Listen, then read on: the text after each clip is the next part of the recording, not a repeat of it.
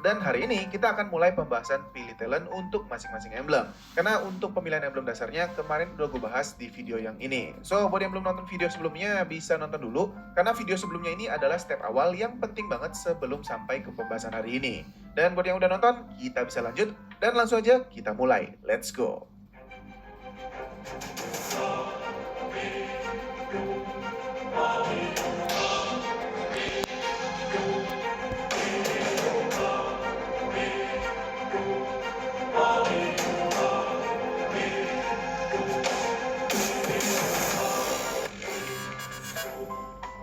Iya, kayak yang kita semua udah tahu, di sistem emblem baru ini, kita tuh punya kebebasan untuk milih kemampuan-kemampuan spesial yang ada di sistem emblem baru ini. Untuk dapat settingan emblem yang sempurna, kita itu harus melalui dua fase yang penting banget dan gak bisa di-skip satu sama lain. Fase pertama itu nentuin emblem dasar yang sesuai untuk hero yang kita pakai nanti dari 7 logo yang ada di atas ini. Dan fase ini udah gua bahas di pembahasan sebelumnya. Terus, habis milih emblem dasar yang penting ini, fase keduanya itu milih para talent yang ada di 3 titik ini. Dan ini tuh yang bakalan kita bahas sekarang. Ya, di sistem emblem yang baru ini ada 3 slot yang bisa diisi sama 24 bola-bola dengan gambar berbeda di masing-masing slotnya. Di sini ada 3 slot dan masing-masing slot akan ke bagian 8. Dan cara terbaik untuk maksimalin potensi tiap hero yang kalian pakai itu adalah dengan paham fungsi dari masing-masing talent, boleh dipakai sama siapa dan gak efektif dipakai sama hero apa. Nah, biar gampang dipahamin, tiap slot di sini akan kita pisah-pisah lagi. Ini kita sebut tier 1, ini tier 2, dan ini tier 3. Dan hari ini kita bakalan mulai bahas dari tier 1 yang nggak boleh sampai salah pilih. Karena kalau sampai salah pilih, kalian itu bakalan rugi banget. Serius. Tier pertama ini tuh isinya talent-talent yang fungsinya hanya meningkatkan status hero aja. Nggak ada efek khusus, apalagi kemampuan-kemampuan yang kelihatan secara visual. Ya, di tier 1 ini, sebenarnya tuh nggak semua talent bisa efektif buat dibawa, guys. Makanya di sini gue bakalan kelompokin para talent ini ke kelompok talent-talent yang murah, alias sebenarnya nggak terlalu worth it buat dibawa, sama talent-talent yang lebih worth dan bisa banget jadi pilihan kalian. Kita mulai dari talent yang murah menurut gue. Talent pertama, Thrill, ngasih kalian peningkatan 16 Adaptive Attack. Perihal adaptif di sini tuh udah gue bahas di video sebelumnya ya. Jadi di sini gue nggak akan bahas panjang lagi. Intinya adaptive attack itu artinya ningkatin physical attack hero kalau hero kalian itu punya peningkatan status physical attack yang lebih tinggi. Tapi kalau magic power kalian lebih tinggi, berarti kalian bakalan dapat peningkatan magic power. Nggak usah tuh ngadi-ngadi penasaran kalau peningkatannya sama banyak gimana bang? Karena ya nggak mungkin. Jadi ya nggak usah buang-buang waktu buat mikirin hal-hal yang nggak penting kayak gitu guys. Intinya dia akan ngasih kalian peningkatan damage sesuai apa yang paling banyak kalian dapat dari item yang kalian bawa. Talent ini bisa dipakai sama siapa sih? Ya siapa aja yang kira-kira butuh peningkatan damage. Assassin, marksman, mage, fighter, bahkan support juga bisa. Tapi talent ini menurut gua masuk ke kategori talent yang murah dan gak terlalu oke buat jadi pilihan kalian. Alasannya kenapa? Karena peningkatan 16 adaptive attack alias 16 physical attack atau 16 magic power ini nilainya cuma setara dengan satu dagger putih seharga 250 gold atau magic codex seharga 300 gold aja. Kalau aja dinaikin keduanya secara permanen, ya mungkin talent ini bisa jadi talent yang lumayan mahal buat para hero-hero yang bisa build hybrid kayak Ben, Kimi, Nathan, atau hero-hero hybrid lainnya. Tapi sayangnya talent ini cuma akan milih salah satu status aja dan bukan ngambil keduanya. Jadi talent ini menurut gua talent yang gak terlalu worth it buat dipakai. Terus yang kedua, talent Swift, ngasih kalian peningkatan 10% attack speed. Ini juga menurut gue termasuk talent yang murah, karena kalian bisa dapetin peningkatan 10% attack speed cuma dengan beli item knife yang warna merah ini seharga 280 gold. Yang ketiga, Vitality, bawa 225 max HP yang mirip-mirip sama Vitality Crystal dengan bawa 230 HP dengan harga cuma 300 gold aja. Ya, jadi kalau dilihat dari ketiga talent di awal ini, menurut gue ya mendingan bawa item aja daripada kalian bawa talent yang harganya murah ini. Ya, itu menurut opini gue. Kalau yang ngerasa mau dipakai, silakan. Tapi menurut gue ada yang lebih worth it. So, ya sekarang kita bakalan geser ke talent-talent yang menurut gue mahal dan bisa banget jadi pertimbangan buat set hero kalian. Yang pertama, talent Rapture. Ngasih kalian 5 adaptive penetration. Memang kalau dilihat dari angka, talent ini tuh ngasih status yang terbilang kecil. Tapi jangan lupa guys, status peningkatan penetration di sistem equipment kita yang sekarang ini tuh status yang terbilang langka dan gak bisa kalian dapetin dari banyak sumber. Untuk physical penetration, seenggaknya kalian itu harus habisin 830 gold untuk dapetin 12 physical penetration. Dan item ini tuh item bahan untuk bikin Heptasis atau Hunter Strike yang nantinya akan naikin status penetration kalian ke 15 poin. Sedangkan kayak yang kita tahu, gak semua hero butuh kedua item ini. Ya, ini tuh item yang gak cocok buat semua hero. Sedangkan buat dapat magic penetration, Hero-hero magic itu seenggaknya butuh habisin 2000 gold buat dapetin peningkatan 10 magic penetration. Yang sekali lagi juga nggak semua orang bawa item ini. Terutama kalau kalian itu tipe player yang main pakai mage tipe burst damage. Biasanya Divine Glaive atau Holy Crystal akan lebih jadi pilihan daripada si Genius Wand ini. Dan nggak ada pilihan lain lagi untuk dapetin status peningkatan penetration selain beberapa item yang gua sebutin tadi guys. Jadi talent ini tuh menurut gua ya worth it banget dipakai sama damage dealer, terutama hero-hero assassin, mage burst damage, fighter, bahkan marksman yang juga build burst damage kayak Leslie atau Clint. Mereka nggak pakai attack speed. Jadi talent ini bakal oke banget. Atau kalau tipe attack speed, kalian juga bisa pakai talent ini buat marksman yang bawa combo 3 item DHS, corrosion, sama golden staff. Talent kedua, talent inspire. Sebenarnya kalau dilihat dari status yang ditingkatin, talent ini tuh cuma ngasih kalian 5% cooldown reduction aja. Kelihatannya kecil, tapi kenapa menurut gua ini talent yang cukup bisa diperhitungkan? Karena buat ngegantiin posisi si 5% pengurangan cooldown ini, setidaknya kalian butuh keluarin 450 gold dengan beli Iron Hunting Bow untuk hero jenis serangan fisikal atau Book of Sage buat hero-hero magic. Dan kedua item ini tuh item bahan yang produk akhirnya nggak semua orang butuh. Iron Hunting Bow itu item bahan untuk bikin Hunter Strike, Bloodless X, sama War X. 3 item yang spesifik dipakai sama beberapa hero aja. Kalau memang nggak pakai ketiga item ini, kalian cuma bisa dapetin status pengurangan cooldown 5% itu dari Azure Blade dengan harga 600 gold yang juga spesifik untuk jadi 3 item ini. Dan lagi-lagi, nggak semua orang butuh ketiga item ini. Atau ya kalau nggak, maksain bawa sepatu badut seharga 710 gold yang tentunya lagi-lagi nggak dipakai sama banyak hero juga akhir-akhir ini.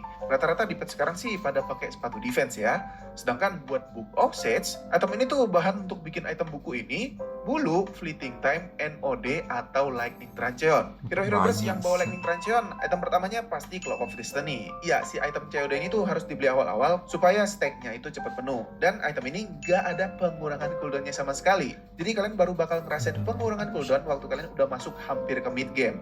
Hero-hero yang tipe pop, item utamanya pastinya 3 item tongkat ini kan. Dan ketiga item tongkat ini gak ada satupun yang punya status cooldown reduction. Cek aja kalau nggak percaya. Sedangkan item buku, bulu, Fleeting Time, sama NOD, ya penggunanya lumayan spesifik. Bahkan NOD juga banyak yang mesti dipaksa dulu baru beli kan. Jadi menurut gue dengan alasan status cooldown reduction itu langka dan susah dicari dari item, bikin talent ini juga worth buat dipakai.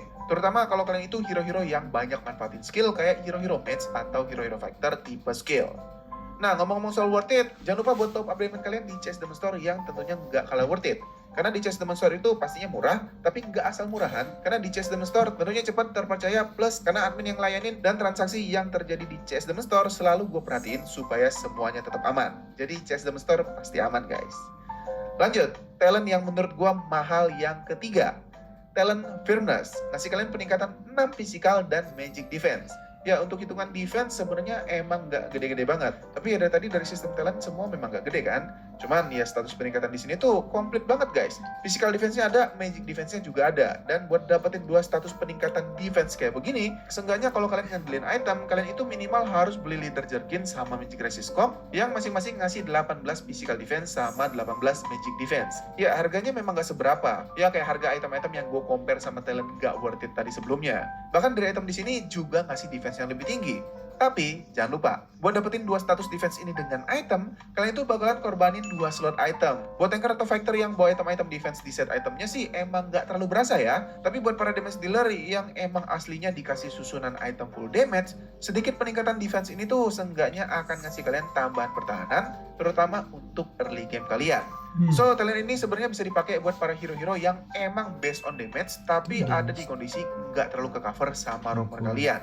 Biasanya talent ini gue pakai kalau gue lagi jadi mid laner atau pertahanan, terutama ini buat para damage dealer yang emang aslinya dikasih susunan item full damage, sedikit peningkatan defense ini tuh seenggaknya akan ngasih kalian tambahan pertahanan, terutama untuk early game kalian. So, talent ini sebenarnya bisa dipakai buat para hero-hero yang emang based on damage, tapi ada di kondisi nggak terlalu ke cover sama roamer kalian. Biasanya talent ini gue pakai kalau gue lagi jadi mid laner atau gold laner, pas kondisinya roamer gue tuh bukan hero-hero tipe yang bisa banyak nahanin damage. Misalkan roamer tipe support atau damage dealer kayak Nata, Selena, Saberom, atau apapun yang bikin gue tuh sebagai hero tipis berasa nggak dapat perlindungan. Jadi ini cukup bisa dimanfaatin, tapi tergantung kondisi dan situasi guys. Talent selanjutnya, Agility. Ya, lagi-lagi talent yang kelihatan kecil, cuman ngasih 5% movement speed tambahan aja. Tapi kalau dihitung secara matematis, 5% di sini tuh punya impact yang gede banget guys. Kenapa bisa gede banget? Jadi gini, rata-rata movement speed hero tanpa sepatu itu ada di sekitar 240 sampai 260. Kita rata-rata di angka 250. Nah, umumnya setiap hero itu kan akan bawa sepatu yang kalau udah dijadiin sepatu-sepatu spesifik, masing-masing itu bakalan ngasih kalian 40 movement speed tambahan. Di sini gue nggak hitung rapid boots ya, karena rapid boots spesial, dia ngasih movement speed lebih tinggi. Kita hitung yang kecil aja. Jadi total movement speed dari hero rata-rata di Land of Dawn itu akan ada di sekitar 290 pas bawa sepatu yang udah jadi. Nah, dengan talent ini, movement speed hero kalian itu bakalan nambah lagi 5%, yang berarti nilai dari emblem ini sendiri tuh akan ngasih kalian peningkatan 14-15 movement speed tambahan, cuman dengan bawa sepatu jadi aja. Dan ingat, kelebihan talent itu dia nggak makan slot item sama sekali. Kalau hero kalian bawa Windtalker atau Bloodwings yang ngasih movement speed tambahan lagi, berarti movement speed dari talent ini juga otomatis naik lagi, karena dia tuh perhitungannya persen. Jadi dia ngambil keseluruhan dari status hero kalian. So singkatnya, talent agility ini akan bikin hero yang kalian pakai itu punya kecepatan pergerakan di atas rata-rata hero yang seharusnya. Jadi jelas, talent ini cocok dipakai sama hero-hero yang harus rotasi kayak roamer sama jungler, terutama kalau junglernya itu jungler tank, karena mobilitas jungler tank itu di bawah mobilitas jungler assassin. Atau mid laner yang pinter rotasi dan tipe serangannya itu poke damage, karena ya menurut gua yang burst itu udah cocok pakai yang penetrasi tadi. Tapi kalau si mage burst damage ngerasa pengen pakai talent ini, sekali lagi nggak apa-apa, nggak ada salahnya sama sekali. Ya, nggak akan ada yang salah dari pilih emblem sesuai cara main kita sendiri. Dan talent yang terakhir buat tier pertama, talent fatal, ngasih kalian 5% critical chance sama 10% critical damage tambahan untuk hero yang kalian pakai. Talent yang satu ini menurut gua juga talent dengan status yang lumayan mahal sebanding sama si talent yang ngasih penetrasi tadi. Buat dapetin status critical chance itu, setidaknya kalian harus ngabisin 320 gold paling kecil untuk beli Javelin yang bawa status 8% critical chance sama si talent yang ngasih penetrasi tadi. Buat dapetin status critical chance itu, setidaknya kalian harus ngabisin 320 gold paling kecil untuk beli Javelin yang bawa status 8% critical chance. Dan yang lebih mahalnya lagi, untuk dapetin critical damage tambahan, kalian itu wajib beli Berserker Fury yang punya peningkatan 40% critical damage seharga 2.250 gold. Terus kenapa jadi mahal? Padahal kan dari item itu lebih gede. Jadi gini, critical damage dari Berserker Fury itu kan kemampuan khusus yang statusnya di sebelah kanan. Jadi, dengan kata lain, nge-stack Berserker Fury berapapun, kalian itu nggak akan pernah dapetin peningkatan critical damage di atas 40%. Karena kemampuan khusus item itu nggak bisa ditumpuk. Jadi ya bisa dibilang kalau kalian mau dapetin peningkatan critical damage selain dari Berserker Fury, suka nggak suka, mau nggak mau, kalian cuma bisa dapetin peningkatan critical damage dari talent ini. So ya, dengan bawa talent ini plus Berserker Fury, kalian itu bisa dapetin sampai 50% critical damage tambahan. Plus, sedikit info lagi, peningkatan critical chance hero itu nggak ada batasnya. Karena gue udah tes juga dengan bawa 6 Berserker Fury yang masing-masing ngasih 25% critical chance. Alias totalnya di 150% ditambah 5% dari talent fatal ini, angka peningkatan critical chance yang ada di hero gue itu tetap bisa naik sampai 155% alias maksimal dan nggak ada yang kepotong. Jadi nggak akan ada status critical chance yang nggak berguna selama kalian bawa talent ini kalau kalian itu bawa combo 3 item critical yang dari mereka itu kalian cuma bakalan dapetin total di 60% aja. So bakal naik jadi 65%. Jadi ya udah sangat jelas kalau talent ini adalah talent terbaik yang bisa kalian ambil kalau kalian itu hero-hero yang main dengan combo 3 item ini. Fix, no debat. Dan sayangnya artinya ini emblem yang dominan dibawa sama hero-hero fisikal aja.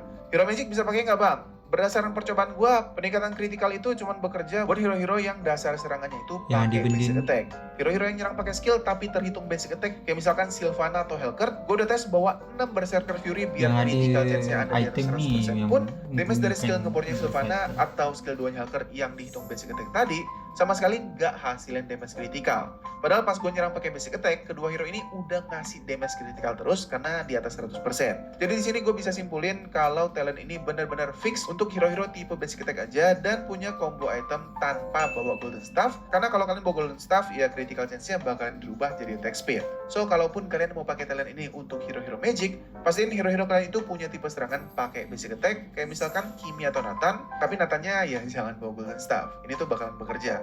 Terus kenapa ini jadi mahal? Karena ya dengan kalian bawa critical chance dari awal, bikin kemungkinan kalian menang waktu lawan god laner lawan jadi lebih tinggi. Kalau pas kalian lagi cicil-cicilan sama MM lawan, terus tiba-tiba critical damage kalian keluar. Lumayan banget guys, serius. Terus pas lagi landing juga jadi lebih enak, karena kalau critical chance kalian bekerja, terus damage kalian jadi critical, otomatis clear lane-nya juga jadi lebih cepat.